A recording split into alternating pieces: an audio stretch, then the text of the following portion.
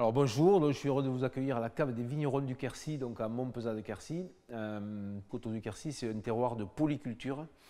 Ça veut dire que chez nous, c'est des petites exploitations où on fait du pruneau d'Agen, de la prune Reine Claude, du melon du Quercy, pas mal de fruits, enfin beaucoup de fruits, de la vigne à vin. Il y a toujours eu de la vigne à vin donc sur notre territoire. Ça remonte à plus de 2000, enfin, on a plus de 2000 ans d'histoire derrière nous. Mais aussi un peu de céréales, un petit peu d'élevage, donc un vrai terroir de polyculture. Ce terroir de polyculture a amené les producteurs locaux à travailler ensemble, c'est-à-dire pour partager le matériel, puisque chaque petite culture demande du matériel un peu spécifique.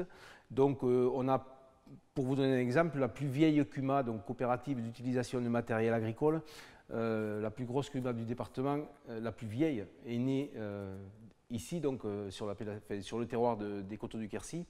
Donc ce sont des gens qui sont habitués à partager du matériel, à s'entraider, à travailler ensemble. Et donc voilà un peu l'origine de la cave coopérative, c'est-à-dire que les gens faisaient, à côté de leurs fruits ou de leur élevage, faisaient également de la vigne à vin, qu'ils vinifiaient de façon un peu empirique chez eux et vendaient au négoce local.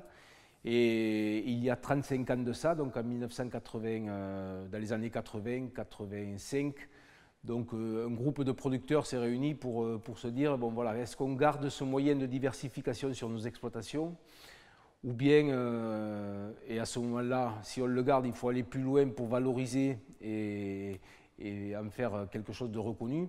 Soit alors on abandonne ce moyen de diversification, on abandonne la culture de la vigne et on se consacre à nos fruits et à notre élevage. Donc ils ont choisi de garder ce moyen de diversification parce que pour eux c'est important, c'est le bon sens paysan, ne pas avoir tous ses œufs dans le même panier.